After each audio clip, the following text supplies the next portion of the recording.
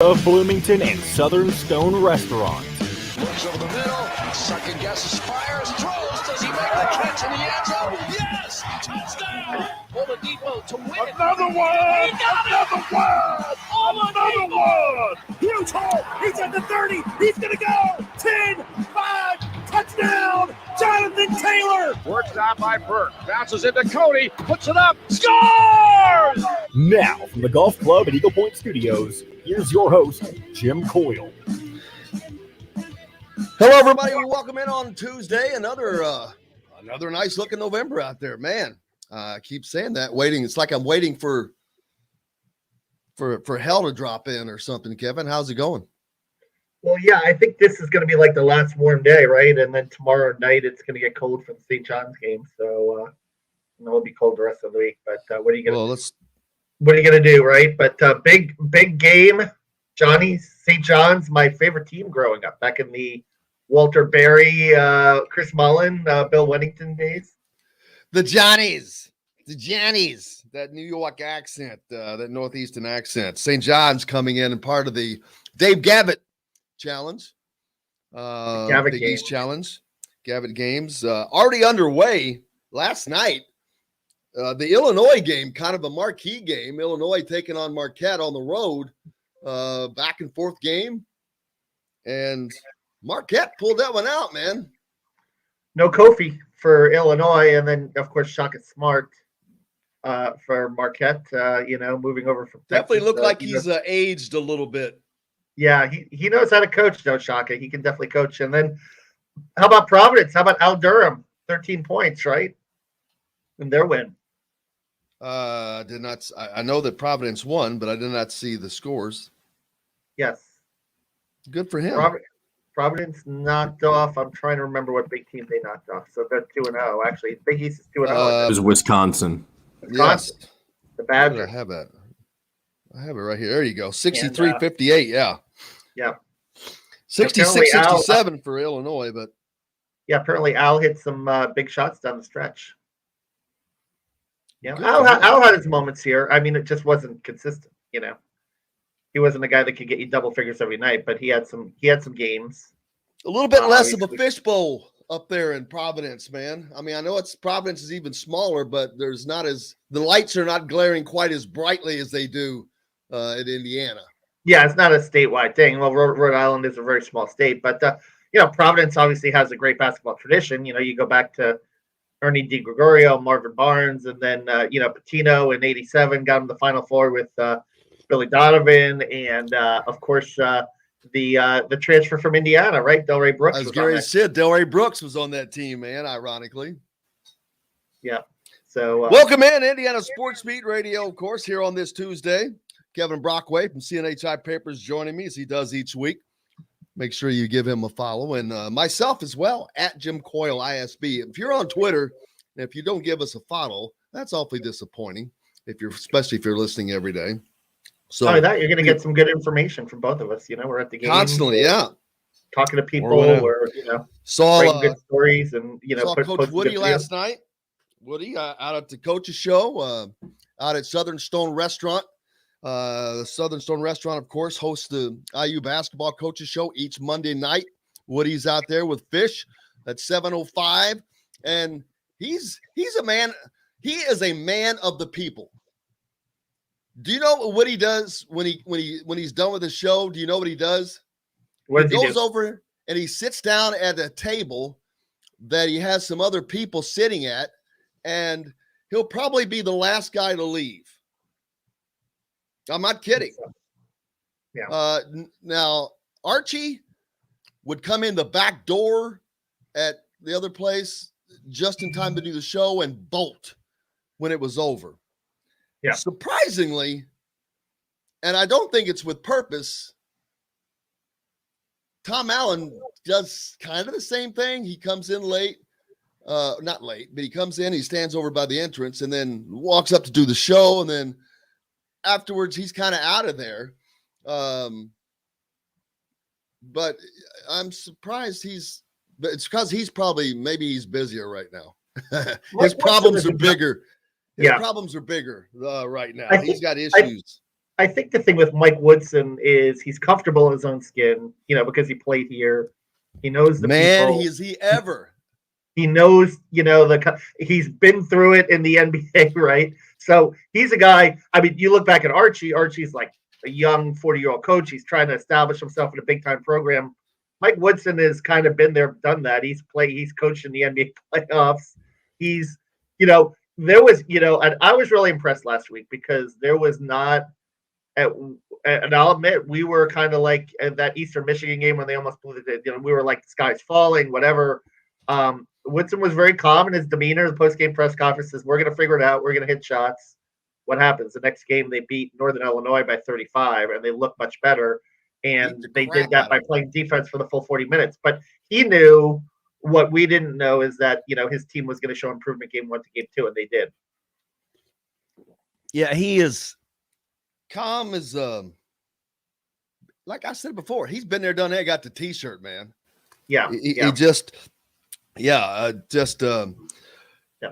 he knows when you can't go through the wars he's been through. The NBA, it's those are wars, man. Those are big boys. And you got to do, and you have to do that with men, not kids that you can kind of push around. And I don't mean physically push around, but you have to learn how to interact with so many different personalities that are way tougher than anything that college has to offer. This is easy for him, probably. Yeah. And the same thing, we'll see how it materializes in the Big Ten or in a big, Power 5, Power 6, I guess, Big East opponent on Wednesday night against St. John's, kind of the first, big time top 100 RPI opponent. So, I mean, Wednesday night will be a little more telling. But I think Mike Woodson's calm demeanor, rubs off on his teammates. And I think Archie Miller's tight demeanor rubbed off on the teammates, missed free throws, things like that. It's kind of, being afraid to make a mistake instead of, being empowered to be successful. Yeah, even Trace Jackson Davis, his horrible free throw shooting in that game 1, he comes right back and goes to the line 11 times and hits 7 of them. You're going to take that all day long and twice on Sunday, my friends. No question. Speaking of Trace, Player of the Week, by the way, I was going to say, speaking of Trace Jackson Davis, Big Ten Player of the Week. Not only that, Indiana sweeps it. Indiana's women's Mackenzie Holmes, also Big Ten Player of the Week. So double dip there for Indiana as the number 4 women's team. Let's give them some pub up to number 4 now. Of course, the highest rating for them ever. They've got a couple of games coming up against teams that were actually ranked ahead of them. They no longer are. But how about that? I mean, we're talking rare on air. The road. You beat Kentucky and you beat Kentucky in Assembly Hall, and beat them convincingly. And Kentucky came in 13 in the country. So, and this pretty is good week like for Terry Moore's crew. Yeah, this is not like North Carolina getting ranked, which just bothered the crap out of me. This is not Cincinnati being ranked up there that they've been able to creep up by not playing anybody. No, Indiana's done it for real. I mean, they're coming off of a Final 8 performance last season in the NCAA tournament. They've already beaten a legit top 15 team. They've got a hell of a schedule. Oh, man. So there's not going to be any worries about how real that team is. And then you've got the Big Ten. So how will Indiana do in the Big Ten women's? That's a challenge right there. You've always got Iowa waiting on you, Maryland a lot of the time. So it's going to be interesting to see. Can Indiana win a women's Big Ten championship? Yeah, and that was a goal they talked about during Media Day, is that something that they haven't done yet, winning a Big Ten championship, getting to a Final Four after getting the Elite Eight last year. I mean, those are 2 tangible goals that Indiana has in front of it on the women's side. And, I mean, Brenda Fries always does a great job. Maryland, they have a lot of players back. Caitlin Clark at Iowa, Northwestern is going to be good. Michigan with Naz Hillman, Michigan State, they're always traditionally good. So you're talking about 5 or 6 NCAA tournament teams. Ohio State is decent too, and they had a postseason ban last year, but they're eligible, so they'll have a chance to get back in the NCAA tournament this year if they have a good season. Absolutely. And so looking forward to that and seeing how that works out. IU men's soccer. It's tournament time. They lost 3-0 to Penn State in the Big Ten final championship. So that prevented them from winning a fourth straight? It would have been a fourth straight. Yeah. But they're still in the this is, I forget how long, how many years in a row this is for getting a national seed, but Indiana getting a number 15 seed. That gives them a first round bye, and then they get to host the winner of the Louisville Bowling Green game. A couple of notes, Mr. Celentano in goal. First ever to become back-to-back goaltender of the year, and that surprises me, and I hate that I'm drawing a daggone blank on his name. It was here just a couple of years ago in goal for Indiana, and I would have thought surely to gosh, he was back-to-back goaltender of the year. Daggone it. Somebody will pop up his name in a minute because I'm too lazy to look it up. Got too much going on, but I think he was in goal right before Celentano. Robin Celentano, big rangy kid. Let's see. Also, Daniel Muni, defensive player of the year. So when you've got the goaltender of the year and the defensive player of the year, pretty damn good. Just got to score some goals to win games, win matches. Let's see if they can get done in the tournament as that gets started. We'll keep you up to date on that. Let's see. Some college basketball across the Dave Gavitt games. Penn State lost to UMass comfortably, 81-56. Providence, you mentioned, beats Wisconsin 63-58. And number 10 Illinois loses to Marquette 67-66. Big Ten not off to a good start, man. No, it's been a little bit of a struggle in non-conference so far. And you look at what Ohio State was a life and death with Akron. Obviously, Indiana's first game, they were a little shaky, but they kind of figured things out. I mean, Purdue and Michigan both look good. I thought, outside the Big Ten, the classic game was that Friday night. That Villanova UCLA game was terrific. I'm so mad I didn't get to see that. Yeah. I fell asleep. Yeah. Well, I was up till 2 a.m. watching it. I wish I would have been. Certainly let's see. Yeah. Number 1, Gonzaga wins easily over Alcorn State 84-57. And speaking of UCLA, the Bruins, number 2, they beat Long Beach State 179. A few more basketball scores for you as that continues. We'll look over later who else is playing, what's coming up. Of course, Indiana. Wednesday night, and because of that, no football coaches show at Southern Stone Restaurant, who is bringing, of course, part of the title sponsor for Indiana Sports Beat, but no Tom Allen coaches show Wednesday. It will be Thursday at 7:05 at Southern Stone, located at the corner of Patterson and Rogers. So whether it's out for a celebration or not away from the kitchen, great place to go. I've been going through the menu there. J.D. Campbell was there last night for the show, and he was getting something to go. I said, "What'd you get?"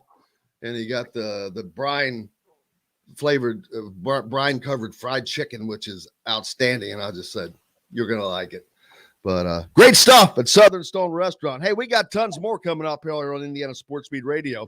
Mike DeCourcy, the great Mike DeCourcy from Fox Big Ten Studios, and of course, senior writer from the Sporting News joins us. We're back with plenty of and more right after this. We'll be right back to the Golf Club at Eagle Point Studios for more Indiana Sports Beat Radio with Jim Coyle, presented by Andy Moore Honda of Bloomington and Southern Stone Restaurant. Whether it's a celebration. Hey, the goalkeeper you were thinking of was Trey Muse. Yes, god dang it, from freaking Louisville. And the UMass Penn State was not part of the Gavitt games. That's not part of the Gavitt games. Yeah, UMass was it. That's because UMass is not in the damn Big East. Correct. They still hammered Penn State, though. Penn State always drops a bunch of non-conference games they shouldn't be losing. Well, they always drop a bunch of conference games as well. They're just not good, I guess. There you go. Who's their coach now? It's not who replaced Pat Chambers. Shrewsbury. That was a mistake. I liked what's his name? I liked Ferry. Ferry did a good job as an interim coach last year. Yes, he did. Why did they not give him the damn job? It was very strange. Pat Chambers was a character, though. I liked him too. Is You know who's working for Mackay, by the way? Who is? Who's Your our buddy from a couple of years ago. Who's Mackay? What's Mackay? Shrewsbury. What? His first name. His first name is Coach Shrewsbury. Yeah. Who's Shrewsbury? Okay, who is he? Who is he? Penn State's head The coach. new Penn State coach. Yeah. Oh, what about him? Who's working for him? Our buddy Brian Snow. He's like his recruiting coordinator, You're shitting me. which I think is kind of comical, but it is what it is.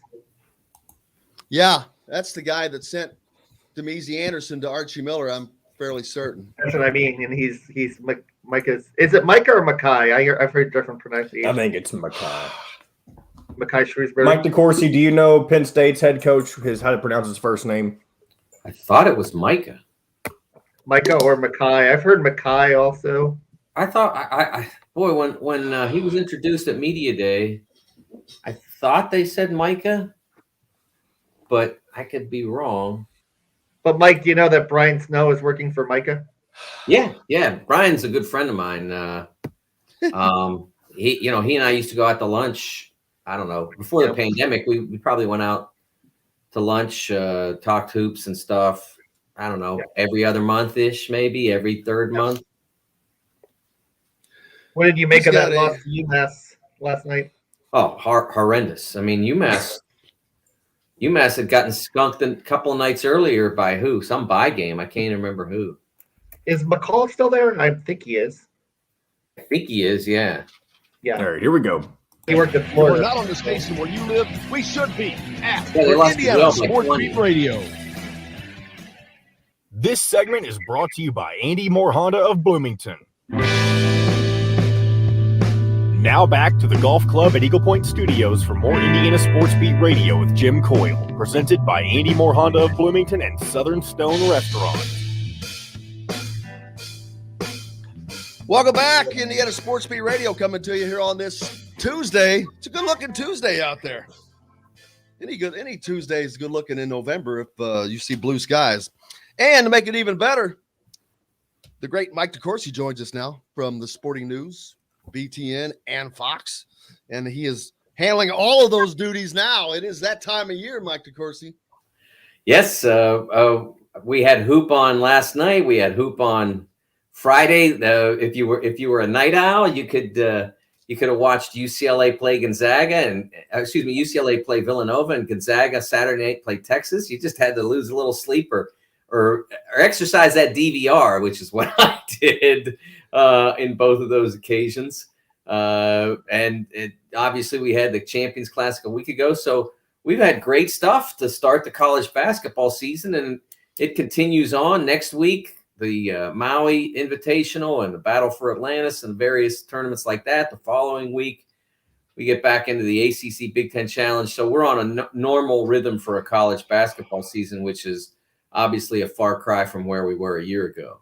Oh, man. And I will say college basketball does a great job of – you don't have to worry about early season lulls because there's always enough of that this tournament or that tournament to blend it in, and then the conference season starts and you've got all that. So always a decent game along the way, and we've already had those.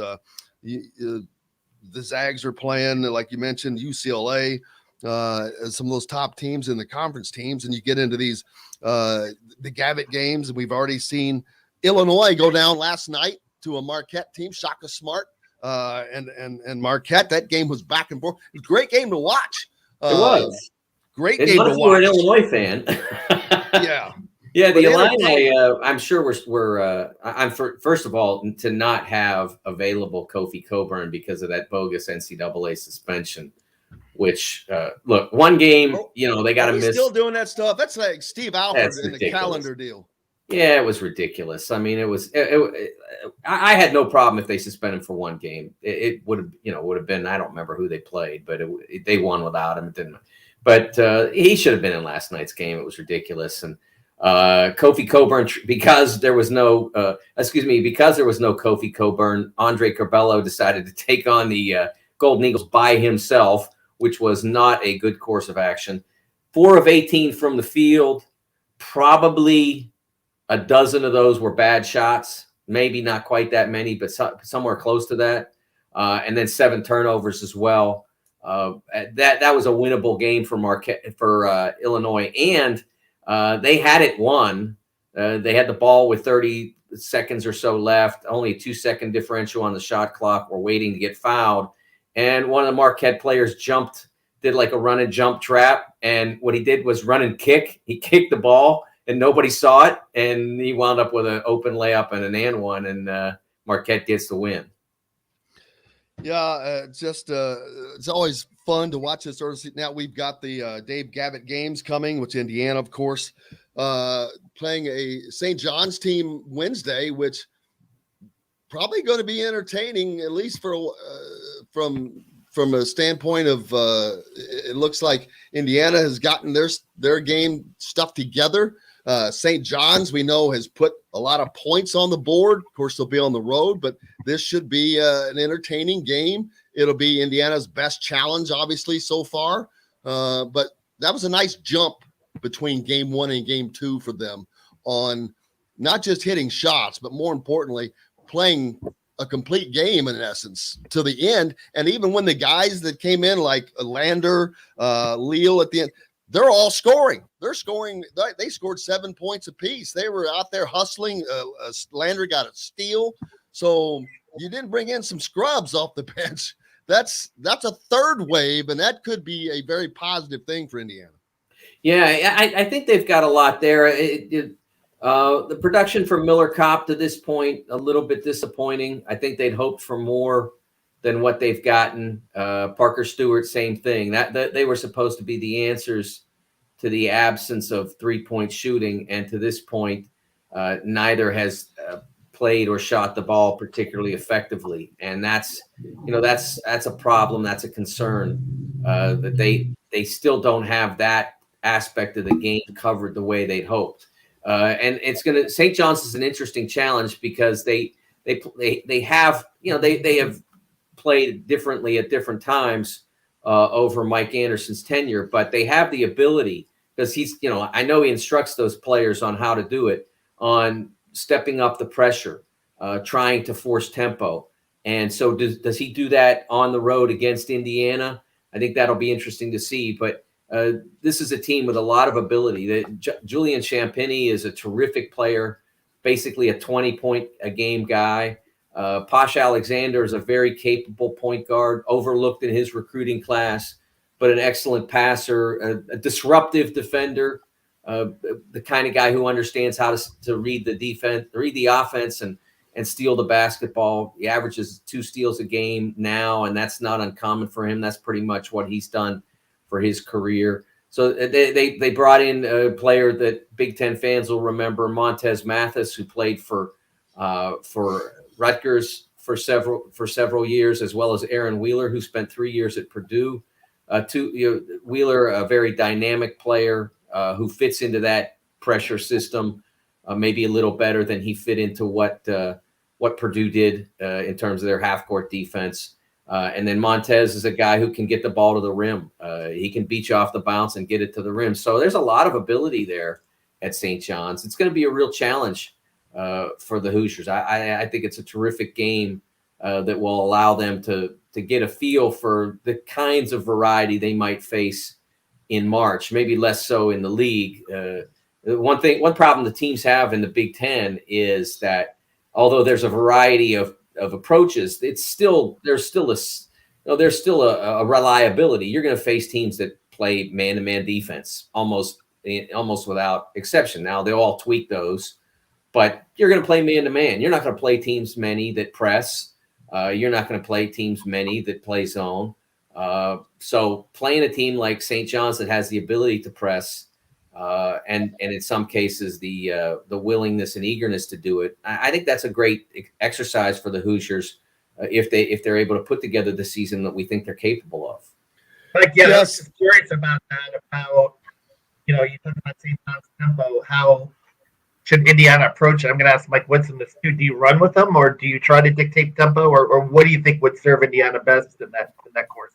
I don't think there's any question that what is likely to serve them best is to play at a more measured pace because that puts Trace in one-on-ones with big guys. He doesn't have to sprint the floor to get a touch. I mean, you want to sprint back on defense, but unless you're getting an open layup, you don't want to have to sprint. You don't want your big guy to have to sprint the floor just to get his hands on the ball on a reasonable number of occasions. That's what was happening last night. Curbelo going down when they were able to beat the press, they played too fast. When they weren't, they had too little shot clock time and rushed.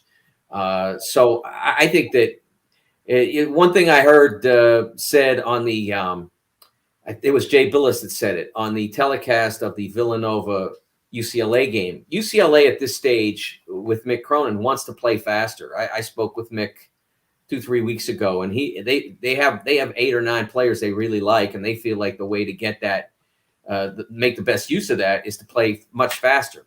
And Jay said on Friday night / Saturday morning, he said it's easier for a team to slow it down that wants to slow it down than it is for a team that wants to speed it up. And so I think it makes sense. They have enough numbers at Indiana to run. They even have 2 point guards, so they can run, but they only got 1 Trace. And I think you want to make the best possible use of him. I don't think that St. John's has a lot going for it, but I don't think they have anybody who is designed to take Trace apart, to cause him huge problems in post defense, the way like Miles Johnson did a couple of times last year. And don't forget, you've got a former Purdue player on St. John's in Aaron Wheeler. So didn't realize that. I don't recall him even leaving there, I guess with good reason, but that's the portal, man. And, for Aaron at Purdue, with Edey coming in, the minutes for a 4 were going to be limited. It not necessarily, but they were going to try to steal some minutes where they play them both together, where they play him and Travion together. So that probably would take a chunk out of Aaron's time. I think this is a better Trey fit Kaufman. Yeah, Trey coming in is another one, as well as the other freshman whose name just zipped out of my head that played with the U19s. Yeah, I know what you're talking about. I can't think of him either. But anyway, not important enough. No, he's a very good player. Caleb First, he's a terrific player. Yeah. So with all that coming in, Aaron's minutes were going to. He was going to struggle to get on the floor. And as I said before, I think that he fits better into what Purdue does. What St. John's does than he did into what Purdue does. His dynamism is tailor-made for a team that wants to play faster, that wants to get out and press and run, and so I think that Aaron is going to fit better with St. John's than he did at Purdue. There just wasn't enough time for him left with the Boilers. So I think First is terrific. Edey and Travion are doing great. So the amount of minutes in the front court for him just wasn't going to be there. You're talking about Waddell through a torn ACL. I just wanted to note that. Yeah. It's always sad. Yeah, that's a rough ride.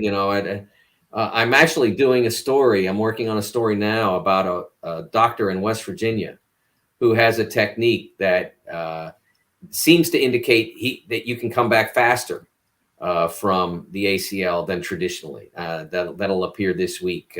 Wow. And so but when you see the Waddell young man, the first thing you think of is like he's not playing for a year, and that's and that's a long time for a young athlete. And there have been with this doctor that I'm working with, on the story about from West Virginia. He's had athletes come back in to full practice in as little as 4 months. So very interesting possibilities there. It's an early stage of what he's up to, and it's got a ways to go. But maybe some promise that it doesn't mean a full year from if this technique turns out to be a winner. So what we're saying is you got a guy in West Virginia that can – no, I'm just kidding. Hey,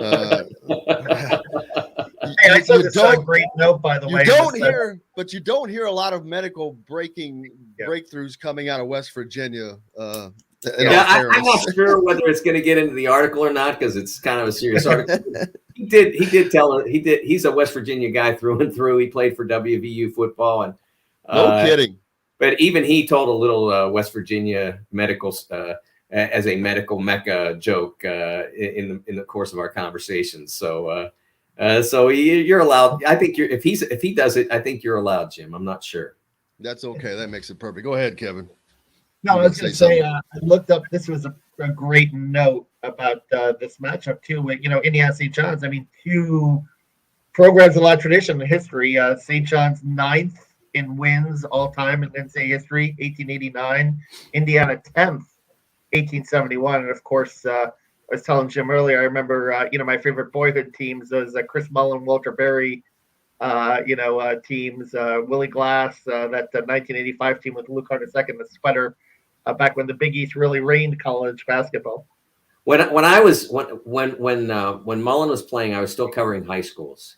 I covered Penn State football at that time, but my bosses in Pittsburgh knew what I wanted to do. They knew that I wanted to write basketball. So what they did was that was like the carrot. Like, you got to get better, and then we'll give you basketball, even though we care less about it than the stuff we're actually having. We're actually having you cover. We want you to get better. So they held that out until I'd been there for about 5 years. So I was still covering high schools. So we used to, when somebody like Chris Mullen was coming to town, I used to say, hey, I want to do a feature for our zone edition about your 12th player who never plays, but he's from my zone. He's from the South Zone of Pittsburgh. So I want to do a story about him. So I need to get a credential to come watch St. John's play so I could sit right there and watch Chris Mullen. And it was worth it.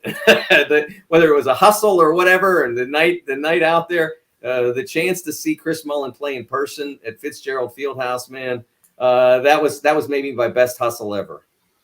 Speaking of Pittsburgh, before we take a quick break, the Steelers, damn it. I'm not a big bettor, but I've been betting just a little on weekends just for the fun. And I'm like a parlay bettor. I like the 3-team parlays. Gosh dang it. The Steelers cost me my big parlay with that stinking tie. The receiver that fumbled the ball, he drove me nuts. I'm like, put the ball. I'm sitting there screaming the whole time, put the ball away, because he's carrying it like a receiver does. And what happens? What always happens? And then they get the ball back and they fumble it back again. And I'm like, I hate. Oh, I was. Was that a money line bet on that, Jim? So they just had to win? I think I took the money line because it ended up getting voided. Thank goodness. I don't know how that worked out to be that, because actually, to me, I lost because they didn't cover, but it voided the bet somehow, luckily. So I got that part back. But yeah, it was weird. Like I said, I'm not a big bettor, so I don't know everything about it, but yeah, I'm not a bettor either. But one thing I enjoy, Jim, is doing a survivor pool once a year. And I was 9 weeks in, and I thought, you know what? If the Steelers don't win this game, I'm going to be miserable either way. They should win it. They're playing at home against an 0-8 team. So that was my pick in the survivor pool. There were 5 of us left. And now there are 2, and I'm not one of them. I was hoping my hope after that day was that if everybody lost, do the people who tied get to stay alive? If everybody else lost, but unfortunately 2 other guys won because they still had the Cowboys available and picked them. And so they're off going chasing the payout, and I'm doubly miserable. Does daggone it. Oh my gosh. Ken Ken Palm, does he send out a text every day? Is it for you're all saying there are 3 undefeateds left or whatever, like he does for everything else? Yes. I think we still have quite a few left in college hoops right now. But yeah, so that was over. That didn't work out. But I had one other did the same thing. I forget. I'll have to look back. But I had one daggone game, which is how it goes. But hey, we've got more to talk about with Mike. See what all he's working on. We've got to take a quick break, and we're back with it right after this on Indiana Sports Beat Radio, brought to you by our great friends at Andy Moore Honda. If you're looking for a deal, there's no better place to go than Andy Moore Honda. They've got them $0 down, 0% APR financing. You can get it all right there. Back with more right after this. We'll be right back to the Golf Club at Eagle Point Studios for more Indiana Sports Beat Radio with Jim Coyle, presented by Andy Moore Honda of Bloomington and Southern Stone Restaurant.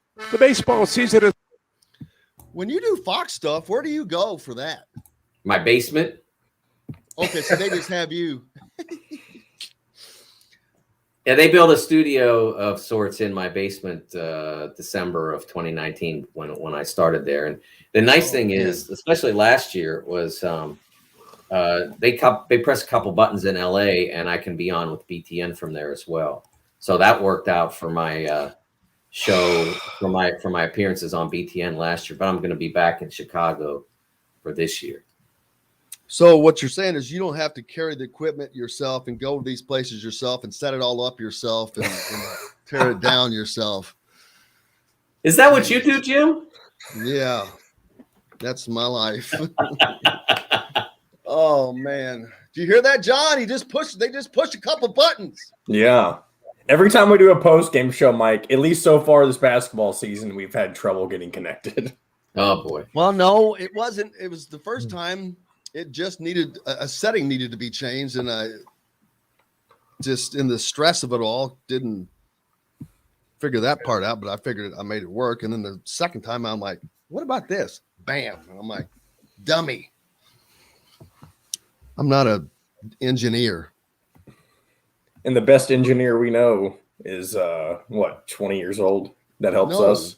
No, he's about 17. Will. He's 17. He's not 17 now. He's in college. No, he's not. I'm pretty sure he is. No, I could be wrong. Still in high school. I think he's still in high school.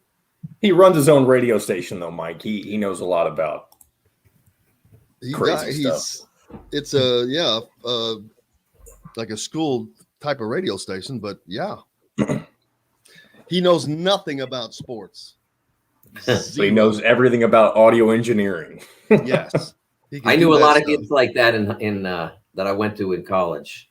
Well, I wish I would have been around a couple of them, say 10 years ago, because the people that started doing some of this stuff that are not sports people, but are kind of nerdy, but were smart enough to start 9-10 years ago, have big ass audiences because no one else did it. No one else knew to do it. Yep. I didn't start messing with Twitter until like 2017, 18, when we started doing the show. I was like, Twitter's stupid. I go, why do I want on Twitter? I go, Twitter is just people shooting out. I was just not, but I wasn't working back. I was out of sports at that time. So I guess I had no reference. The all-new Andy Moore Honda, now in Bloomington. This segment is brought to you by Aurora Specialty Sleep Clinic. Now back to the Golf Club at Eagle Point Studios for more Indiana Sports Beat Radio with Jim Coyle, presented by Andy Moore Honda of Bloomington and Southern Stone Restaurant.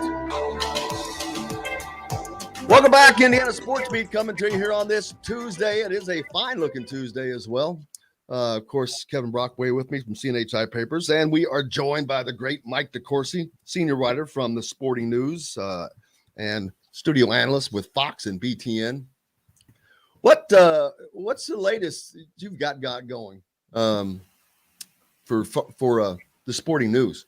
Yeah, well, today the U.S. men's national team plays its 8th of 14 qualifying games for the World Cup. They are currently in first place in their group, but not by a huge margin. So it's an enormous game. They play at 5:00 on I think you have to, if you want to watch it, I think you have to have Paramount Plus or one of the Spanish language stations. You have to have access to one of those two because it's not on any cable network, US based cable network or whatever, or over the air. So I was in Cincinnati on Friday night for the US-Mexico game that the United States won 2-0, or 2-0, as they say. The U.S. fans like to say, because they've won 5 of the last 6 World Cup qualifiers against Mexico on U.S. Now that's a shocker. Every single one of those wins was by the 2-0 score. Every single one. How about that? How wild is that? And they won it in 2002. They also won a World Cup game by the same score. In I believe that one was in South Korea. So that's their favorite scoreline, and they played great on Friday, and now they have to follow that up. If they can beat Jamaica today on the road, which isn't going to be easy, because it's hard to play on the road in this region because the fields are not usually as good, and so it's harder to play the kind of smooth soccer they like to play. Let me ask you this. I learned in Ted Lasso, or at least the field's all the same size. Not necessarily. No, there can be slight differences in the size of the field. How is that possible? Well, that's an interesting question. I think it comes down to the fact that the game's been around for a long time, and in a lot of these places, the grounds, the stadiums have been around for a long time too. And so it was hard to enforce a standard. I think the length is standard for the most part, but the width is not always. I think that's where you see the most fluctuation in terms of the width. But it's really more the surface that becomes the issue for the most part, because it's not always as smooth. You play on a field in Europe, Major League Soccer, with the exception of the turf fields, and it's like playing at Augusta National for the most part. It's smooth as heck, but it's not. Some of the countries that the U.S. plays on the road in this qualifying process, it's a problem. Missed this earlier. Digimob says they use a big worm as a ligament in West Virginia. By the way. See, that's a West Virginia joke that I think goes over the line. It's probably not too far. What's a good joke? It's a good West Virginia joke. I like that one. I got to tell you. Duke's star freshman forward arrested for DWI. That's not good. I don't know if that just came out or not, but yeah, that won't be good for Duke after a good start to the season that they've had. I have no awareness of that. I don't see it on Google search. But yeah, we'll see. Yeah, we'll have to look that up. You mentioned one of the games was on something Paramount Plus. All the pluses that are out there now. And speaking of pluses, ESPN Plus broadcast the Indiana game the other night. And basically because where I sit now, they've at least moved some of us down from from heaven. We've been able to ascend down from the 87th row where they would sit us in media row at IU games, which was at the top of the main concourse. We're now at least in the corners, a lot of us. And where I sit is next to a camera platform. There was no camera there, luckily, the other night because it was BTN Plus, so they didn't need use of the real cameras. And I looked up over my shoulder, and they had what looked like 2 camcorders on tripods mounted up midway up. And I'm thinking they might have had a handheld. I don't know that they did or not because of all the complaints. It was unbelievable. And for sound, they simulcasted the Don Fisher call, which was probably a great thing. But the camera, they were missing camera shots. They were missing shots. It was apparently horrific. Why, if you're trying to promote this as something to sell, why would you put out the crappiest product to start? I mean, at least I would send some cameras in now and then do that later once you get the people to sign up. But who the hell is going to sign up for that when you can't see what they're doing? Jim, I can only say that I have never seen a broadcast on one of the webcasts, or whatever you want to call it, that was appreciably different than anything that I might have seen on television. So without looking back on that, maybe I've not had that experience myself. Most of what I've seen on the app type situations has been essentially the same as what I would see on television, just in a different circumstance, having to have the service or the app, and in some cases, in my case, my biggest TV is not smart enough, so I have to watch particular events in my wife's office or in my bedroom, which I'm not crazy about. But other than that, I have not had that experience. Yeah, and just to clarify that Duke report you were talking about, from the News and Observer, which is a publication down in the North Carolina area. Duke's Paolo Banchero has been charged with aiding and abetting DWI. Teammate Michael Savarino, Mike Krzyzewski's grandson, was arrested and charged with DWI. So 2 players involved with this specific report that somebody brought up in the comments. Yeah, one of which is Mike Krzyzewski's grandson. So that even not the way that Mike Krzyzewski wants to go out, but that won't weigh on that a lot. But it certainly stinks for him, I'm sure. Yeah, I mean, I'm sure it's got to be a disappointment to have that circumstance come up with 2 players that are obviously in various ways very important to the Duke program. It's that's one of those things that is, in that circumstance is fairly easily, it is easily avoided. You especially now. You get out your phone and you tap Uber, and it's not a problem any longer. And so I don't, I feel bad for Mike and the Duke program that this would come up, but the young men have to know it's right there. Just press the button. Yep, and then it's no problem. Yeah, but I'll also acknowledge that being young, we're not the smartest animals on the planet, especially boys, men. I can speak from experience of not being the smartest person in the world. I also noticed that you commented on or wrote about John Feinstein, and he's been on with us before, but him telling the story about the whole NFL taking a knee and Colin Kaepernick saga. That's a great read, by FYI. It is. This is the book. It's called Raise a Fist, Take a Knee. It was published today.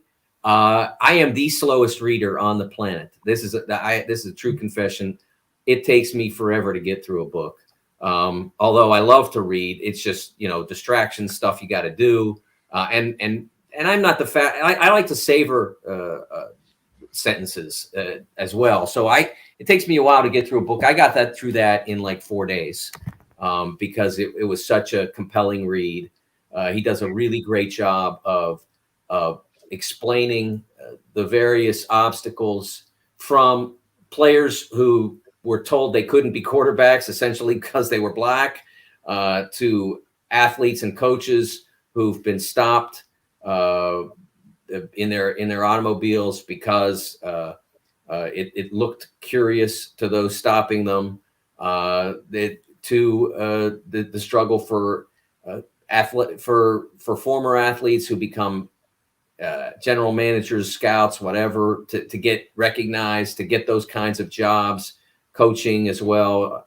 All those sorts of things. I wrote a piece in the summer about the HBCU coaches Lavelle Moten and Robert Jones. Lavelle at North Carolina Central has had a great program there. Robert Jones at Norfolk State had great success there. It is so rare. You would not believe how rare it is for a coach at an HBCU to move up even to a mid-major job, let alone the kinds of jobs that those at other mid and low majors have access to. You can win as consistently as Lavelle has and still not get the looks that you can get if you're a successful coach in the Southland or the ASUN or somewhere like that. There's something about that HBCU designation that seems to stop ADs and presidents from lifting the phone and calling them. So those are problems that continue to persist. And I thought John did a beautiful job on this book, and I highly recommend it to anyone who's interested in understanding what those coaches and athletes can go through. Yeah, I love having him on and look forward to trying to get him back on here to talk about that and anything else he's working on. It's always enjoyable to have him on, and it would actually be enjoyable to talk to him now about having Mike Woodson in place at Indiana and kind of that full circle type of thing. The picture of a couple of weeks ago when Bob Knight is sitting there in it's a police jacket from someone, maybe in New York, I don't know, but just a police jacket and, looking like Bob Knight of old next to Mike Woodson. It's a pretty damn cool picture, to be honest with you, because Bob Knight looked the same. He looks like Bob Knight in that photo, just laid back with his arms crossed, and you could just see him sitting there, mind spinning, thinking of something, whatever he's watching. And we all know that, what he's dealing with, but also know that his shortcomings aside, dude was a smart person. I mean, not just basketball, but just a smart person. He studied history. There's the photo. I love that picture. I mean, that's classic Bob Knight. He looks like of old, but it's still in there. And that stuff triggers that. And it's, you want to take the good from wherever you can, and there's certainly some good to be taken there. Yeah, I mean, one of the greatest basketball coaches of all time. I don't think there's any question about that. And I've thought for years, and Tom Crean, when he was the head coach, did try to mend that fence. I mean, Tom hadn't torn it down.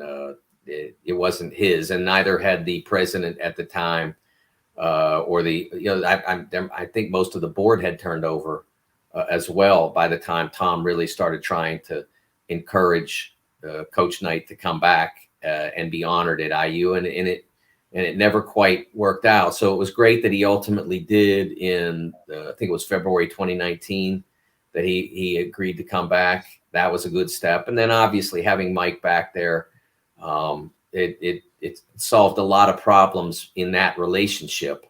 Obviously, that's not the most important aspect of Mike returning. Mike's return is about getting good players to go to IU and winning games. But it's nice at this stage that relationship be healed. I understood why Bob was bitter, although I didn't disagree necessarily with what happened. I understood why he was bitter, but I always felt that once those people who he believed were responsible, I always thought that he kind of owed it to the people who cared about him, the fans, the former players, to allow that to fade into the background and reconnect with those people who cared so much about him. And so I'm glad that it's happened. It's both happened and is happening. Absolutely. Yeah. It was great to be a part of that too, that day that he arrived unannounced at an IU Penn State baseball game. And I remember there was just you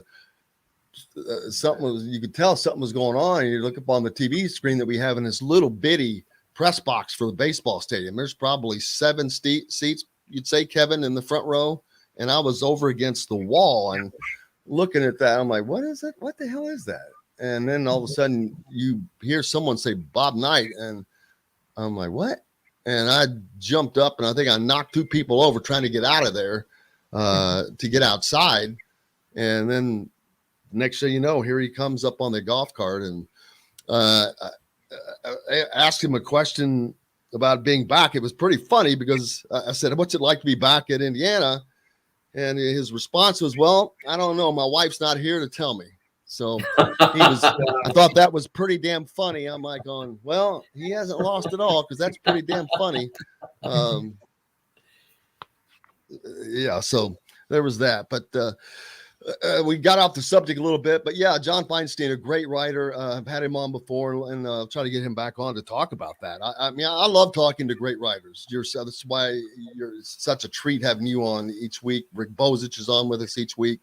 Bob Kravitz. I value those because I've been there, I've known that, but talk to the people and just have a non-biased look into things. And people want to hear what they want to hear, but that's just not always how it is, unfortunately. So we got to take a break. What else do you have coming up, Mike, that we need to let the people know? Like I said, be looking for a column after the U.S. men's national team plays Jamaica today. 5:00 they play. And then before the week is out, the article that I mentioned about the new ACL technique, that'll appear as well. And then, of course, the Feinstein article about his new book, Raise a Fist, Take a Knee, that we just published this morning. Well, I'm going to try to, once that comes out, Assembly, if you wouldn't mind the info on that doc, I'd love to have him on to talk about that as well. Okay. Anything that's when I've been waiting for. I remember as a kid, the ACL, it changed, and there was a time in the 80s where it changed. It had been a surgery. I mean, buddy, there was a scar from midway from your thigh down below into your shin prior. And then all of a sudden it was this, and then it was all these little pinpoints where they were able to go microscopic and go in there and do that. But there hasn't been a lot since then. It's kind of stayed there, which, sometimes you get to a point, but very interesting to see and find out more about that. Absolutely. I think I think people will find it interesting what he's doing and some of the things that the patients he's had have been able to do in the time that and the rapidity they were able to do them. It's pretty impressive, and it'd be great if this is a huge step forward. High school athletes who injure their knee at the start of the football season, and then all of a sudden, there goes basketball, track, whatever else they might play, baseball. This technique could allow that athlete to get back and play that second sport that he or she wants to play. And so, if they injure it in track and then they play a fall sport, maybe cross country, football, whatever it might be, soccer. And they want to be back for the start of their next season in high school or their college season. This seems to make that plausible. Is it the actual procedure or the post? It's how he does the procedure. The couple of different things that he does that make it different and that have seemed to promote accelerated healing. I was asking because our next guest, Chronic Hoosier, is rehabbing an ACL right now. There you go. So too late for him, unfortunately, but yeah. next time. Yes. Well, Mike, I cannot thank you enough as always, man. You're a highlight of the week. We appreciate you, brother. Thanks, Jim. Thanks, Kevin. Mike DeCourcy from the Sporting News, BTN and Fox. We're back with Chronic Hoosier on Indiana Sports Beat Radio right after this. We'll be right back to the Golf Club at Eagle Point Studios for more Indiana Sports Beat Radio with Jim Coyle, presented by Andy Moore Honda of Bloomington and Southern Stone Restaurant. If you're in the market for a new... What up, Chronic? What's going on, gentlemen? Well, if you had waited to tear your ACL, we may have been able to get you back on the road faster, what I'm hearing. Yeah, we got to talk about this next time, man. Come on, Jim. There ain't going to be no next time. We're keeping these parts together. I'm done in the aftermarket. Oh man, there's apparently a guy in West Virginia, which that caught me first. I'm like, wait a minute, there ain't no medical shit coming out of West Virginia, but that he's done something to do with the ACL procedure that speeds up the healing even more so, which that surprises the heck out of me because I thought that they had gotten to about where they could get to. Yeah, it's amazing just how far they've come, because I still remember, like you were saying just now, it used to be is a deal, and there's a good chance, maybe better than not chance, that you were going to be a shell of your former self even after you had it in return. And I'm looking at my personal journey right now with it. I feel freaking amazing. Like I feel so good right now with it. Hopefully get cleared to start running again and doing some more heavyweight work this Friday. But this is actually my last appointment coming up this week, so they're basically passing me off to my own devices and releasing me from the surgeon's medical care. So, in 3 months, it's pretty crazy just how far it's come, and I can still see how there'd be tons of room for improvement, because at the end of the day, when you got to drill holes into a femur and a tibia in order to thread that new ligament through, that alone is probably a good portion of the rehab right there, is just the hole they put in your bones. I don't want anything to do with it, but I'm dealing with my neck thing. I'm waiting to get an MRI on the 25th because there's something going on with nerves back there, because there's certain things I just cannot do with my arms. Like have zero strength, and I'm talking like 30%, and I'm like, dude, I can't go on like this. But yeah, it's killing me.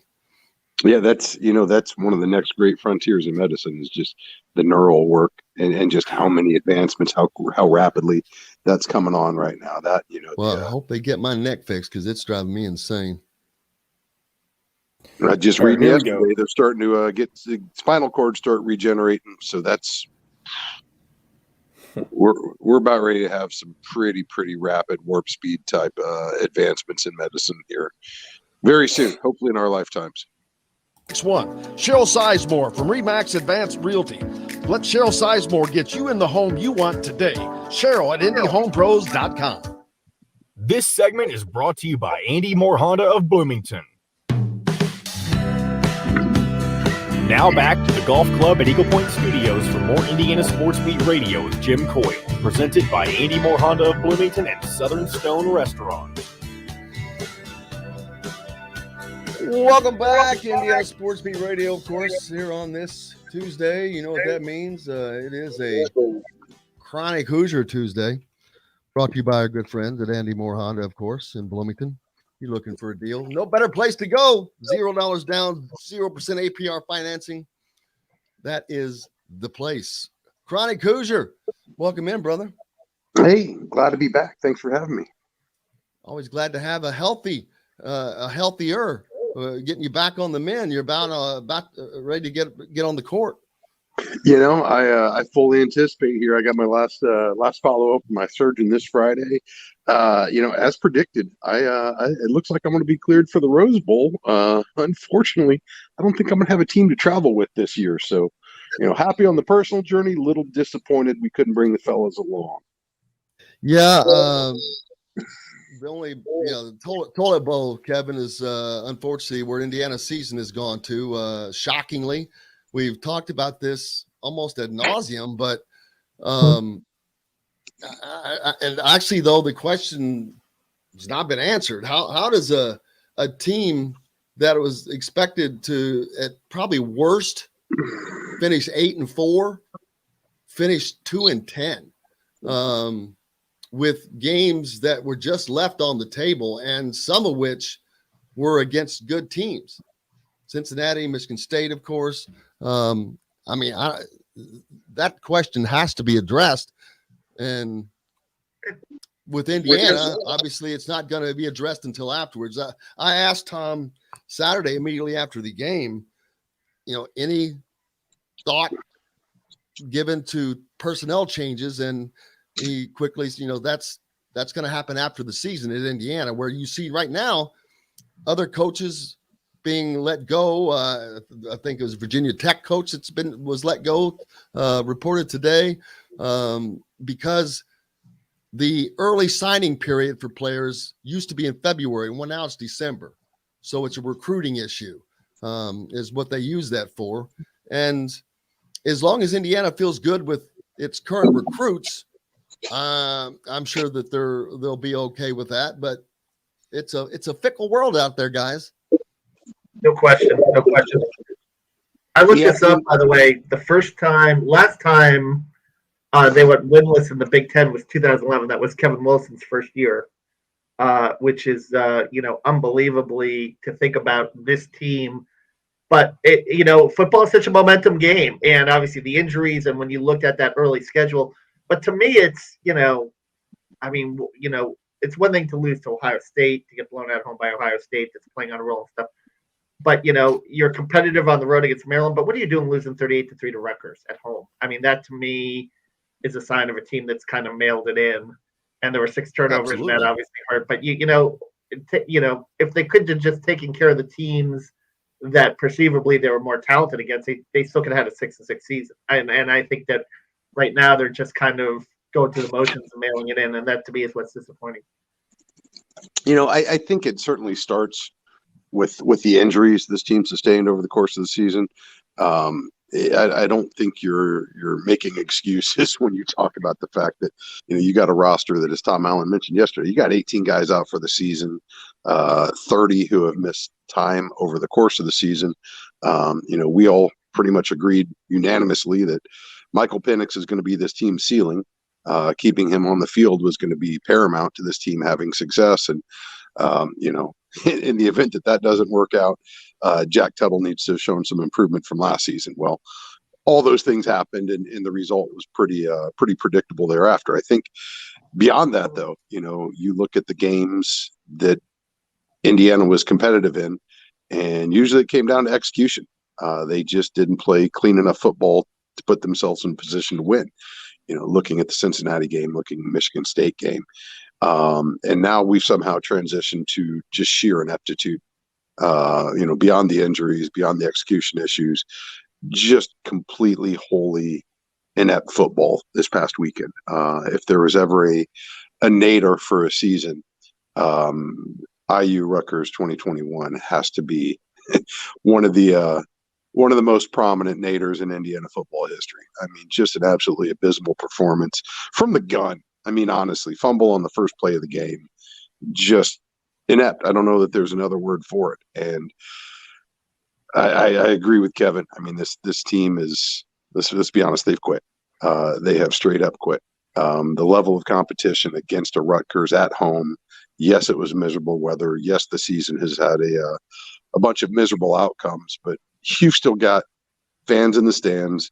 You've still got the jersey and the pads on, and they just pretty much failed to compete almost across the board. So extraordinarily disappointing, not completely unforeseeable. But you really got to wonder what the locker room is going to be left with at the end of the season, both from a player standpoint as well as a staff standpoint. Obviously, there's going to have to be some changes made. I have no problem with Tom Allen. Wait until the season's over to do the evaluations and making some of those calls. I think unlike the head coaching decisions, with coordinators perhaps and some of the other staffers, maybe you're not trying to race to get out in front of the coaching carousel so much. But I would certainly expect some back conversations to be happening as we speak right now, if not previously, at least gauging interest in it and, maybe putting some heads together and coming up with some strategies on how they're going to address this. But just a tremendously disappointing season all the way across the board, but just salt in the wounds to see the way that they've closed out here. And even worse yet, you got 2 games left, the last of which be in the bucket with the Purdue team that looks extraordinarily competitive, who's already bowl eligible, and is going to be playing for a pretty decent bowl this year probably by the time the Hoosiers make a trip up to West Lafayette. So just all around just a lost season for Indiana football. As a matter of fact, yesterday I asked Tom Allen specifically, how do you get these guys to play? Because they obviously, it was waning, but they were gone against Rutgers. So now you've got another home game coming in, and it looks even worse when you're at home and you do it. But how you get this team to play against a team that A, you can beat, but B, needs a win and will come in and play like Rutgers from the start out, and just the eye test watching them, man, they had their own energy. They were fired up both sides of the ball. They were bouncing. Indiana had none of that. But I asked Tom that question yesterday at the press conference. Let's hear what he had to say. Yeah, so the goal is this week to be able to come together and we understand that this is a special week. This is a senior class that's and it's a unique senior class because you got super seniors from previous year. You got so it's a really large group of guys, and so you got guys within there that have used up their eligibility. You got guys that have maybe 1 year left, and they're trying to decide what to do, and everything in between. And so. But it is for the seniors. I mean, no matter how you slice it, it's our senior day. And so to me, it's a special group of guys. There's a lot of people in that group that have sacrificed a lot, given a lot to this program, and helped us be where we are today and build what we've built to this point. And so to me, that's about, preparing for them, playing for them, coming together for them. And that's been the charge and the challenge, and talk with our leadership guys last night about this, and it's going to be the focus, and to me that's really what this is about, is how we finish the right way, the last home game for this special group of guys. And so that is the challenge, to be able to put aside and to block out and to get all the negativity of the past few weeks and come together and play our best football, and that's what we expect to do. Expect them to come in tomorrow morning and have a focus and an energy and an intensity, led by our coaching staff and myself at the front, to be able to create that. And that's, to me, that's the expectation, and that's what we're going to have to be able to do. And yeah, is that easy? No, sure it's not. So, but that's where you once again fall back on the guys here, and we just got to be able to, do a great job of blocking out things and just focusing on one objective, which is to be able to have our best week of preparation so we can play our best football on Saturday against a really good Minnesota football team. And then when you finish that, and you go do it again one last time with this group. There you go. That's the battle ahead, because, man, that's a lot of guys to get back, and they have to, but they have to get them back. You can't let that go out, because there's recruits watching. There are just the fans that showed up. How about the fans that still showed up? I mean, I think they I was surprised at the size of the crowd, to be honest with you, in a good way. Yeah. I mean, you look at what went on in section 119 there with all the dudes and their shirts off. And, honestly, that was more energy and enthusiasm than anything we saw on the field from the Hoosiers on Saturday. And again, what was abjectly miserable weather and an abjectively miserable season. And they continued to show up, and, in some pretty respectable numbers, as they have all season. And, the hope is that that's not lost for good, because, as we saw throughout the fall this year, Memorial Stadium can actually be a pretty special place when you've got a team that can compete and you've got a full house, particularly a full student section. And it would just be a real shame if that momentum gets lost, both in the stands and on the sidelines, because, I do think that's part of what makes it so frustrating. This is one of the most talented Indiana football teams assembled in my lifetime. When you look at the depth of talent across the roster, it's not common. People forget to have all Americans, to have all these guys on the various watch lists, and to see all that, basically go to waste is just unfortunate. Hopefully it's not all gone after this year. And I'm not just talking about the momentum, the intangible stuff. I mean, those very athletes, those recruits that are going to continue to raise the floor, as well as the ceiling for Indiana football. Hopefully, the staff can keep that together.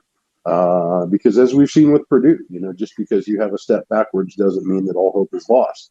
I think Purdue is a great example for where Indiana is right now, and its arc as Tom Allen's trying to build this program up. at the end of the day, it starts talent. It's all about having talented athletes on the football field and putting them in the best positions to succeed. And there's a lot of talent on that sideline right now. If we can keep it together, if we can keep it healthy, I still think there's a lot of promise for this team. It's just unfortunate where it's ended up this year. And here's another thing. It's about belief, I think, too, Chronic. And it's kind of interesting because I looked at the start of the 2022 schedule, and you open with Northwestern. You have 2 non-conference games at home. Then you're at Cincinnati. And, I mean, the way last year's schedule set up and some unexpected teams that were really good, like Michigan State, obviously Iowa early in the season, maybe it's just a simple matter of the belief factor that you get at the start of the season. And you took a look at the 2 years before, the schedules were a lot more manageable compared to this year. Yeah, no doubt, and not getting deep hands on national television to start the season is probably a great way to get out of the gates. And, we wondered that very week, how are they going to respond to it? And, you can certainly make the case that Indiana was still fit for the fight. And then when they lost it, pick an injury. It seemed to unravel in real time right before our eyes as it went on. But you could almost feel the belief leaving the room, both in the stands and on the sideline, just by the way they performed. So I don't think it's lost for good. I just don't think we'll ever be able to quite understand or even accept just how badly it slipped this season, how quickly to go from, up in the fourth quarter against Cincinnati, who's going to be in the playoff this year, barring some unforeseen implosion, to just getting your doors blown out by Rutgers just a couple months later. It's really inconceivable.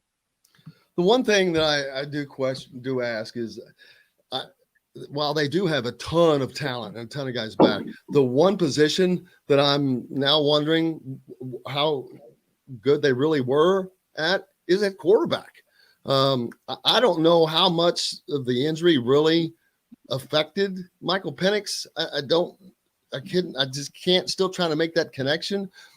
Jack Tuttle, his development is not anywhere close to where it should be for a guy who was a top 11 quarterback. So that's one thing that is really, it kind of stands out that they haven't developed.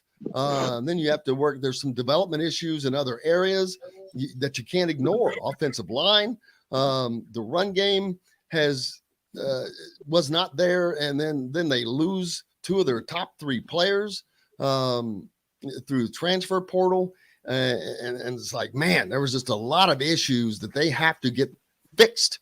And fixed quickly, which I know that McCullough is one of those fixes, but there's just a lot of things that went wrong that are questions that are going to have to be answered and answered quickly. And I know Tom Allen does not like to move quickly, but you know what? That's why we're seeing these other coaches being let go now. Some of the staff members being let go now. It's because of the signing date that's been moved up to December, which is a month away. So you've got recruits that will be signing in a month, and these bigger programs, they're like trying to get a head start on that. And if you've got your guys locked down, that's fine. And you're confident that you have them locked down, that's fine. But if not, making those kind of changes, coaching changes, are gigantic, especially if you look at Indiana. One of the potential changes is going to come at offensive coordinator. At least that's going to have to be a serious conversation at the very least. Well, you've got a quarterback situation. Who's coming back? Josh Hoover probably still coming in because he's coming in January. But a lot of questions there that are going to have to be rectified and quickly. And if there is a change, 2 years ago, this was the hottest position in the country. The OC in Indiana, man, it was red hot. They were winning. And boy, the talent was there. And after having Kalen DeBoer and seeing what he could do, what a good offensive coordinator could really do, it was red hot. But then they made the hire that they made. And I did not agree with it then, and now we're in this situation. It's not a red hot position. It's quite the opposite. Now you have a team that's at the bottom and has to build back up. Not as easy to land that top level coach as it would have been 2 years ago. Yeah, and you look at an offensive rebuild right now, and I circle back to when Kevin Wilson first took the program over, and as Kevin mentioned, last experienced a winless Big Ten schedule at Indiana. His number one priority was getting that line shored up, because you want to make your quarterback's life easier. You want to make your running backs' lives easier. Big men are going to lead the way always. And you look at some of the regression on that side of the ball, and it's really hard to ignore that offensive line and their production. Kevin? Yeah, no, I agree. And, you look at Wes Martin, Stepaniak, Harry Kreider is, I think, on a practice squad somewhere. But where are the offensive linemen? I think there were a lot of high hopes for Caleb Jones. There were some high hopes for Matthew Bedford. That hasn't materialized. Dylan Powell at centers, transfer.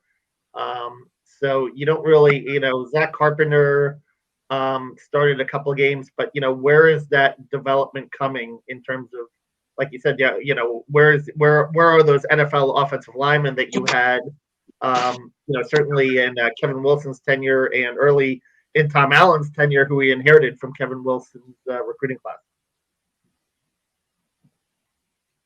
Chronic. Looking back, it certainly seems like we went out the door and we lost Greg Frey to Michigan, but I don't know. I imagine it's going to be a heavy topic of conversation as we head into the offseason. And if I were sitting in that chair, that's probably where I start looking.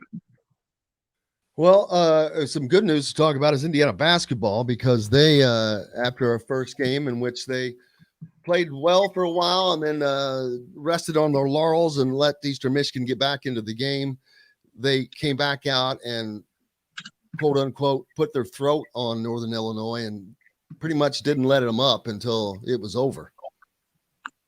Yeah, I said it after the game. That opponent aside, that was probably the most complete game of Indiana basketball I've seen in some time here.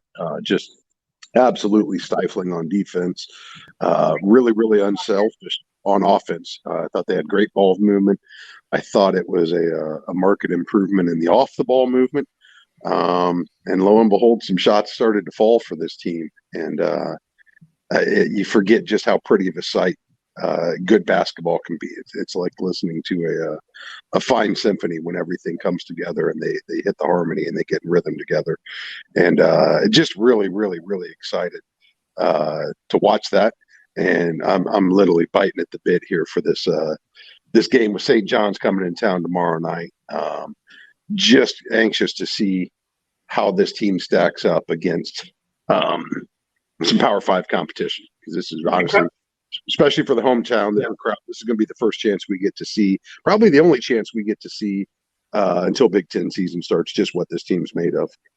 And Chronic, I think that's the message from game 1 to game 2. Kevin, we can't hear you there, brother. Talk into the microphone a little bit better. And in that Northern Illinois game, you're talking about not allowing a field goal for the first 8 minutes of the second half. You talking to me? Say it again.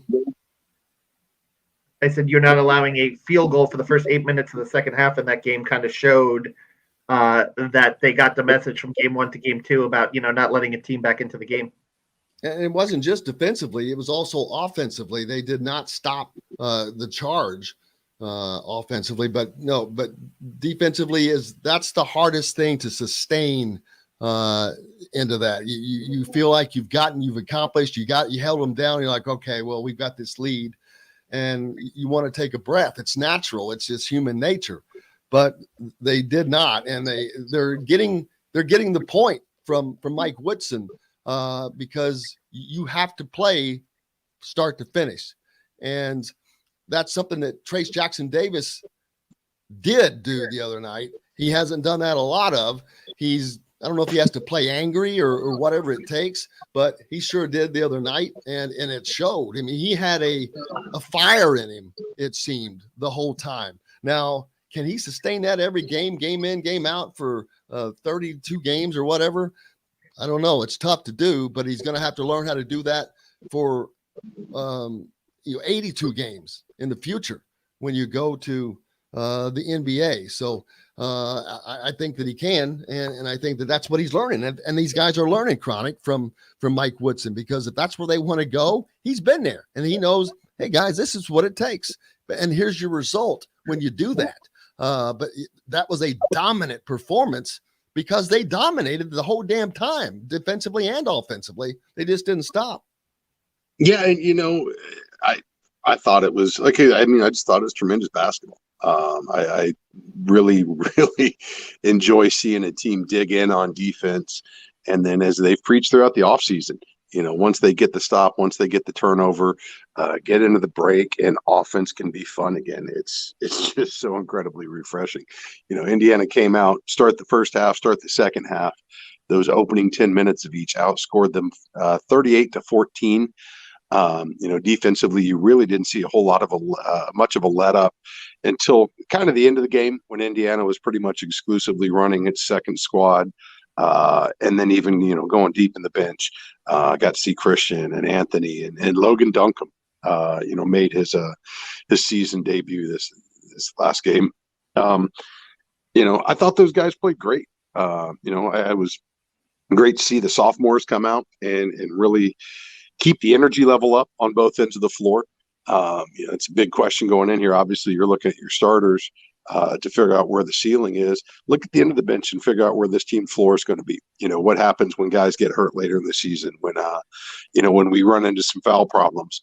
What can you expect from your reserves, and how much of a drop off are you going to see?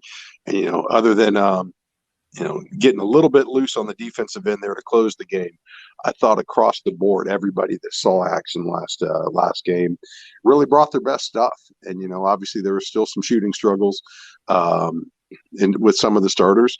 But, the offense didn't get completely bogged down by it. That's something that we've seen far too often from Indiana is, after a couple of guys miss some looks, usually from three, now all of a sudden we start to get away from what they're trying to do and, get out off the game plan, getting those bad shots early in the shot clock.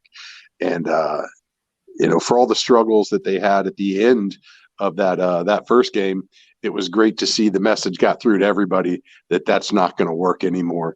You're not going to get out there and freelance. You're not going to go out there and let up on the defensive end. And pretty quick response for game 2 from Indiana, and hopefully it translates here tomorrow night. Yeah, I'm looking forward to seeing this game. It is going to be the challenge that an early challenge too. Indiana made a big jump from game 1 to game 2. Let's see if that's an anomaly. He brought it up and I didn't expound on it with Mike DeCourcy, was Miller Kopp and Parker Stewart, 2 starters that have not produced a ton. If you look at the stat line, Parker Stewart really 0 for everything in the last game. He looks like a guy that could be so up and down. He's got to get his rhythm. If he gets a rhythm, bam. But if he doesn't, it's I don't know if he is affected that way that much. Miller Kopp, we know him to be a veteran, so I think he's going to be fine. I think he's going to be a guy, I keep saying this over and over, that steps up on a night when somebody else is not getting the job done and he hits 4 3-pointers or whatever. But I think he's a guy that's always going to be good to have in there no matter what. I don't, if he's scoring or not. Maybe he finds a different role. Maybe they need him to be able to knock down shots, no doubt, because everyone out there needs to be able to do that. If you've got Race Thompson out there hitting a shot, then Miller Kopp has to hit some threes. Yeah, if you're looking at that particular position, if they're going to run Trace and Race together, that 3 spot, either you absolutely have to contribute offensively, particularly from deep, or you got to be a junkyard dog out there. I mean, somebody that's working the the weak side baselines, somebody that's cleaning the glass, somebody that's generating steals. You're going to have to produce there some way or another. Obviously, in this offense, Mike Woodson would like to see you score some points. But, if the shot's not falling, you got to be able to contribute. I think Race has been a great example of that. Just bringing the energy, bringing the aggression on both ends of the floor, and really being unrelenting with it. No matter what his offensive contributions are, you're not seeing any let up from him. And I think if we can get some more of that from the 3 spot, no matter who's in there, whether it's Miller Kopp, whether they want to run Geronimo, or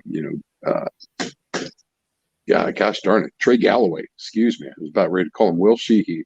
From my alma mater, Culver. He got a significant run last week, and there's a lot of guys that you can plug into that spot. So again, if it's not going to be offensively, there's a whole lot of other ways that this team's going to need contributions from that particular position on the floor. Going to Parker Stewart, he was ice cold. The more I watch him, though, the more you appreciate just how nice it is to have the length, to have the size, to have the physical maturity that he brings to this roster. That's something that Indiana struggled with quite a bit in the backcourt. It's one thing to be young, but it's been really tough. And as we've seen in the last couple of years, when you're not just young, but you're a little more physically immature than some of the guys you're matching up against. So it's refreshing to see a lineup. You bring in Xavier Johnson, Parker Stewart out there. Great length, great maturity. Physically, those guys look like they're prepared to compete. And then, you roll out Tamar Bates, who I think continues to be really, really promising and what he looks like he may be able to contribute over the course of his career here. Still waiting to see, what Rob Fennessy's baseline is going to be for this season. But, the staff has supreme confidence in him, so expect to see quite a bit more of Rob showcased in here. But I gotta love what they learned from game 1 to game 2, and tomorrow, man, that's going to be the bellwether, I think, for this team. And I'm not saying that they are who they are, and this is all they'll ever be. But this is going to give Indiana fans a great ruler to figure out just where this team measures up nationally right now. Yeah, and I'll tell you, the guy that I have loved so far is Race Thompson. I sent out a tweet the other night that I called him a lunch packing blue collar baller, because that's exactly what he is. He's not showy, but he's just there. He's around the ball. He's active. Yeah, Race is a great example of just how valuable a redshirt season can be for guys, I think. And obviously Race's development pretty heavily stunted by the concussion related issues he had. Was that a couple years ago now, where he really missed the bulk of the season as he was working his way through that. But his physical development since he's been here, just his workload, his work rate on both ends of the floor is one of those things that, if you got kids in the gym, you just point him out at the beginning and just play like that, play that hard on every set, offensively, defensively, whether the ball's finding you or not. If you can consistently bring that level of energy, it's going to be really tough for a coach to keep you off the floor. And he's just been the superlative of that lunch pail type of guy. And for a team that was, sorely needing some leadership, by example, I think you're right to point to Trace and how much this team feeds off his energy. But honestly, Race is the foundation that this team's really built off of right now, offensively and defensively inside. Well, we'll certainly get a good look tomorrow night. It's a late game, too, a 9:00 game. So you'll have to sit up. At least you'll get to see it because it won't be on Big Ten Plus. Yeah, we're through that portion. A lot of people bitching about it, man. I'm all about it. You know how much extra pregame time that gives us? What else are you going to be doing from 9 to 11 besides watching hoops? Might as well have it on in Assembly Hall. I'm still kind of surprised right now that demand has not caught up with this team in this season just yet, because there are still some really, really good seats available at crazy affordable prices right now. And I'm not talking nosebleed bleacher seats, buried up in row 42. There's some great tickets still available right now. So for anybody that's been itching to get back into the gym, but maybe doesn't want to see the cupcakes. Tomorrow's going to be a great opportunity to go see some really good basketball at a really, really affordable price. Because my guess is demand soon going to catch up with this market, and you're going to see those prices start climbing. I know I got to let you go, but during on the Mike Woodson press conference that's going on right now that I can't sit in on, unfortunately, but one of the things that he noted is he's talked to the Knicks about playing future games in Madison Square Garden. He says he knows them kind of well. Yeah, it's a pretty cool gym when you can get into it, and that's the whole reason we brought Rutgers into this conference, was not only to embarrass us in Memorial Stadium, but to give us access to that New York market. And I'm all for it. I think this has nothing to do with the Big Ten. This is just something Mike Woodson is working on because of his relationship with the Knicks. Yeah, and it makes total sense. I mean, it's one of the world's greatest basketball gyms. If you can get your team in there, it's going to be on national television. And that's certainly a recruiting market that I think he would like to keep his toes dipped in pretty firmly. Well, and it goes back to Indiana not participating in these bigger showcase events like we just had with Duke, Kentucky, and Michigan State and Kansas. Michigan State should be Indiana. And that's what they always wanted, for that to be Indiana. And hopefully Indiana gets back to that. And I think that Woody's trying to get them there. Soon enough, man. It can't come soon enough. Brother, I appreciate you. Keep rehabbing the knee. Looking forward to it. Hey, I'm looking forward to getting that green light here this Friday. Look out, because I'm feeling strong and dangerous. So I can't wait to get back out there. Good luck, green light, go. Appreciate you, man. Chronic Hoosier joining us here on Indiana Sports Beat Radio on this Tuesday. We're back with more right after this. We'll be right back to the Golf Club at Eagle Point Studios for more Indiana Sports Beat Radio with Jim Coyle, presented by Andy Moore Honda of Bloomington and Southern Stone Restaurant. This segment is just a relaxing night. I don't know what the heck I was doing there. Pushed the wrong button.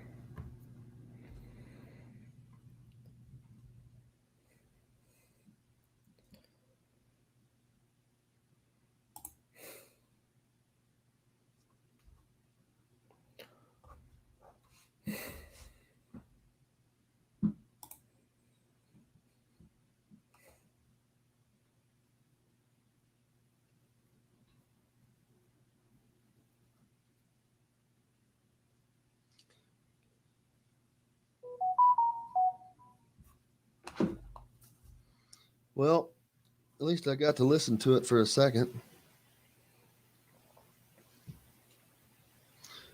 Be on the lookout for that to come out to get posted later on. Yeah, as soon as they send that out. Damn it. Well, at least I got to listen to it.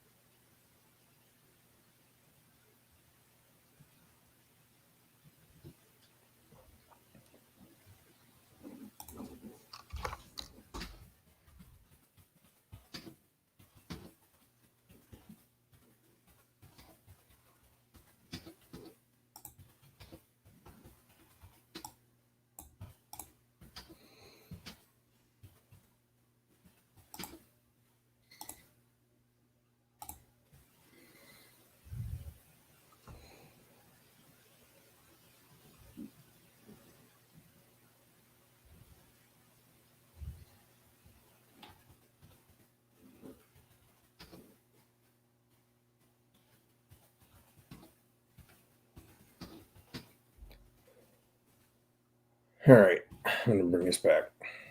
all the trims for 0% APR financing over 48 months and $0 down. Or how about a brand new 2021 Honda Passport? Also 0% APR financing over 48 months and $0 down. Get more to your door with AndyMooreHonda.com. Come see us at the all-new Andy Moore Honda, now in Bloomington. This segment is brought to you by RE/MAX Advanced Realty, Indy Home Pros team by Cheryl Sizemore. Now back to the Golf Club at Eagle Point Studios for more Indiana Sports Beat Radio with Jim Coyle, presented by Andy Moore Honda of Bloomington and Southern Stone Restaurant. Welcome back. It is Tuesday. It's too early in the week. Man, it's already been a great day. Mike Woodson just wrapped up his press conference today. I was able to listen to portions of it while I was doing the show, trying to do two things at once. But one of the things that he said was, I don't know what the question was, but the comment was he's not afraid to play any team in college basketball and not afraid to play his guys. He also talked about potentially playing games in Madison Square Garden, that he's talked to them about that, which is just a cool thing. I've been there once. It was awesome. He knows how incredible that is. Playing in Madison Square Garden is one of the epicenters of all of sports. But I think that when he mentions games like playing in Madison Square Garden, saying that he's not afraid to play anybody, he's definitely looking to get Indiana back to its perch as a perennial and bona fide blue blood, which they are a blue blood. You don't stop being that. But they've lost their way. Without question.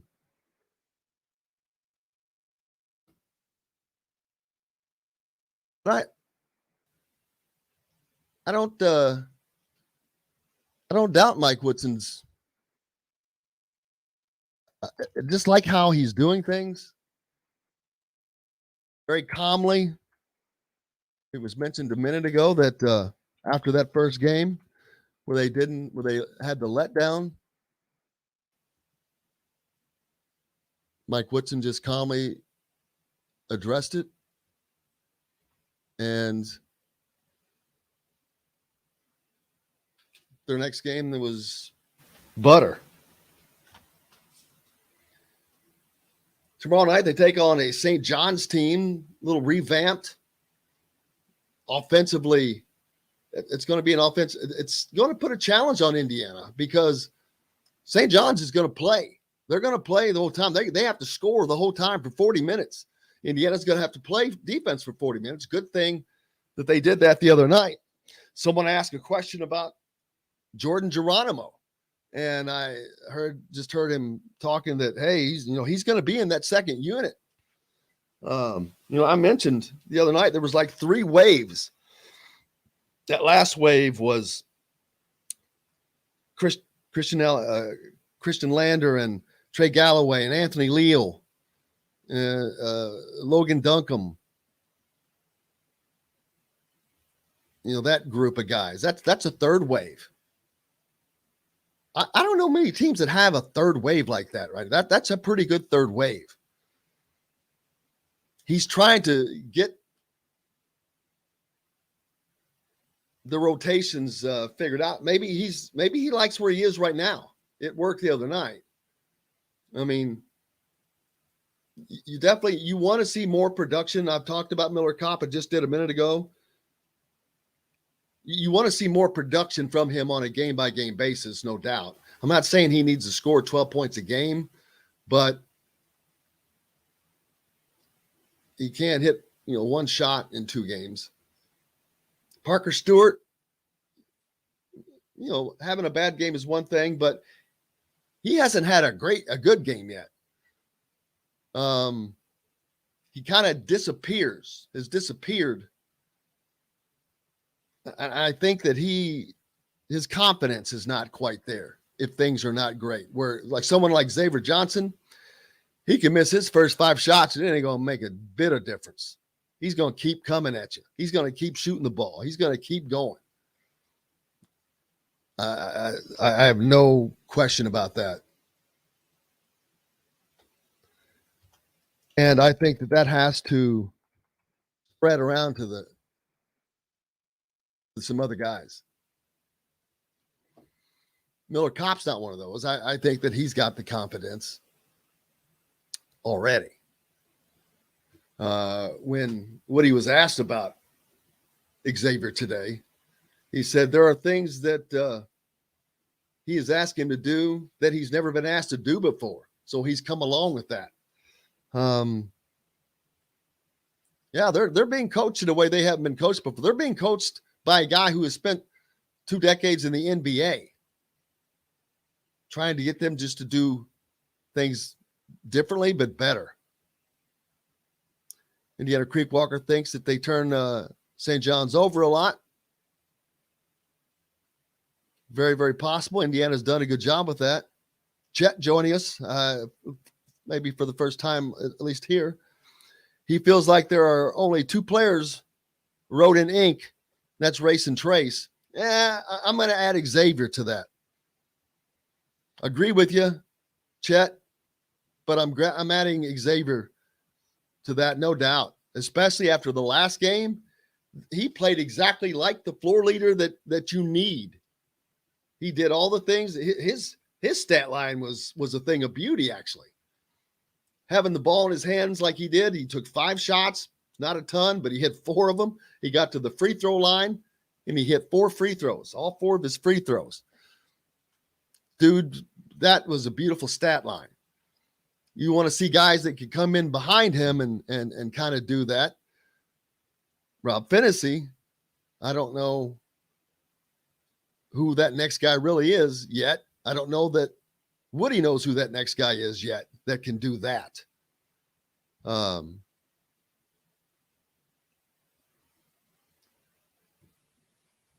Chet talks about his outside. Well, he doesn't have to be the outside shot. I agree with you. He's not the greatest outside shooter, but they have other guys that can do that if they get involved. Parker Stewart's got to get more involved, but he's got to hit shots. Miller Kopp needs to get a little bit more involved offensively.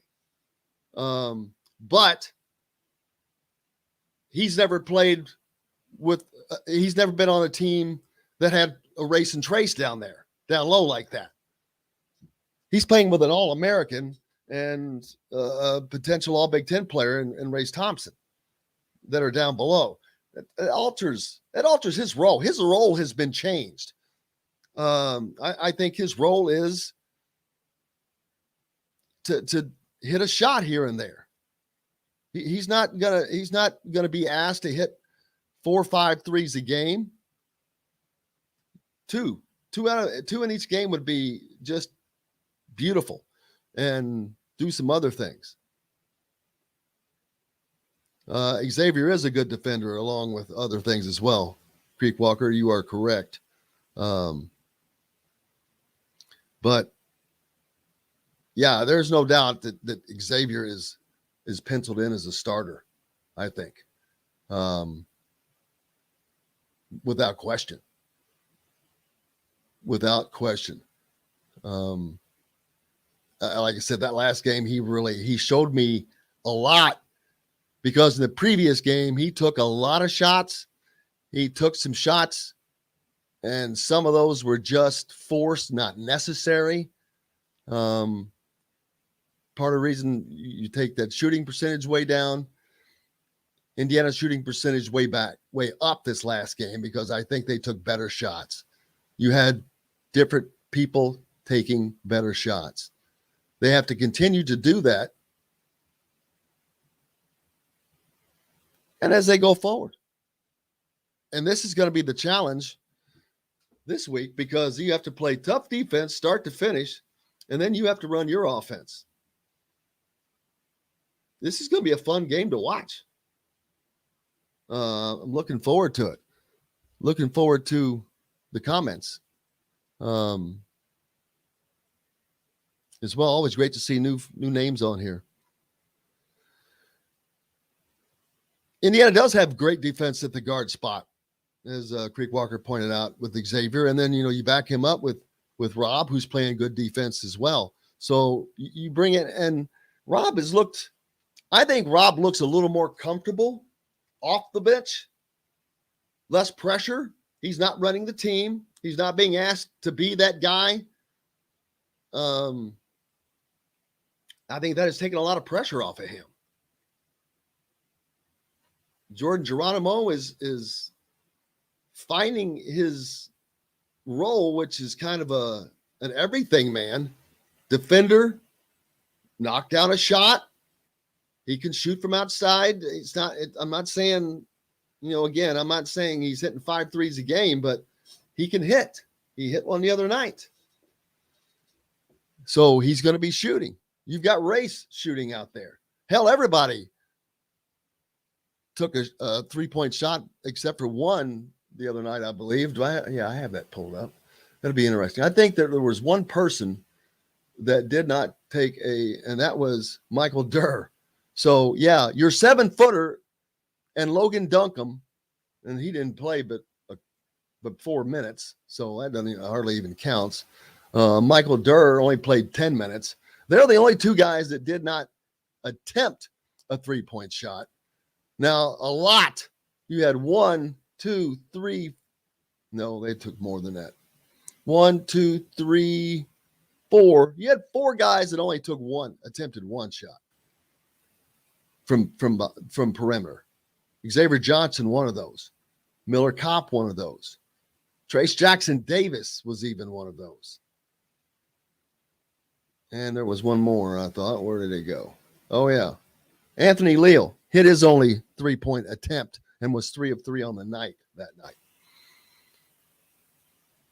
But everybody attempting, and they're at that Mendoza line of 23, right around the mark where I think that they're going to need to be per game. And they hit 8 of those, 35%. That is, you do that on a game-by-game basis, you're going to be fine because their 2-point percentage, not as good as I thought it would be at 48. Because most guys had good nights. Xavier Johnson was 4 of 5. Miller Kopp 1 of 4. But Trace Jackson Davis 6 of 9. Race Thompson 3 of 5. Parker Stewart and Miller Kopp, between them, they were 1 of 9. And they're 2 starters. And both of them, those first 2 games, they've not. So they've got to find a different way of, they've got to find their role and just find the rhythm. It's only 2 games in. I'm sure that they will. Pete says, speaking of running, he'd like to see the ball club fast break more. Good things happen when they push the ball, especially with them being average at 3-point shooting. I think that when they can, they will. But they've looked pretty good in the half-court sets. Xavier Johnson did a good job getting to the rim the other night to bust in the middle, which kind of breaks that open. And then if you hit a shot or two, it makes it difficult on these teams. Chet thinks that eventually Geronimo needs to start over Kopp. We'll see. I'm sure Mike has his reasons on who starts why, because you don't want I don't know that you want your top 5 players in there at one time, do you? Because when you bring in that first group off the bench, you want some talent in that group. You want talent in there. Of course, you're going to mix that in, but looking forward to that game. We haven't talked much about Indiana and Minnesota this weekend. Of course, there's not a lot to talk about. Indiana needs a win desperately. They need to find a way to win. This is the last chance, basically, they have at winning a football game. Let's be honest. Sadly to say, because Purdue is going to beat them like they stole something, more than likely. They're playing extraordinarily well heading into the bowl season. Jeff Brom's a great coach. Indiana's going to have to find themselves again. And Minnesota is a great opportunity to do that. We'll hear from Coach Allen again Thursday. We have a presser with him, and then his radio show is that night at 7:05 at Southern Stone Restaurant. So make sure you head out there on Wednesday for that. On Thursday for that, not this Wednesday. It's moved one day because of the Indiana basketball game tomorrow night. So make sure you get out there to check that out. And if you're not going, you can at least watch the ball game on TV finally, and not on Plus.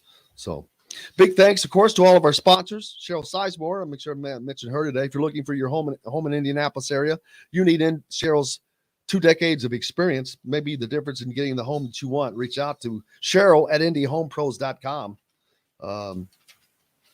Of course, our good friends at Andy Moore Honda of Bloomington. No better deals going on than right there at $0 down, $0 APR financing. And, of course, Southern Stone Restaurant located at Patterson and Rogers in Bloomington, where we are quite a bit doing the postgame show. No postgame show tomorrow night because it's a late game. Won't get over till after 11.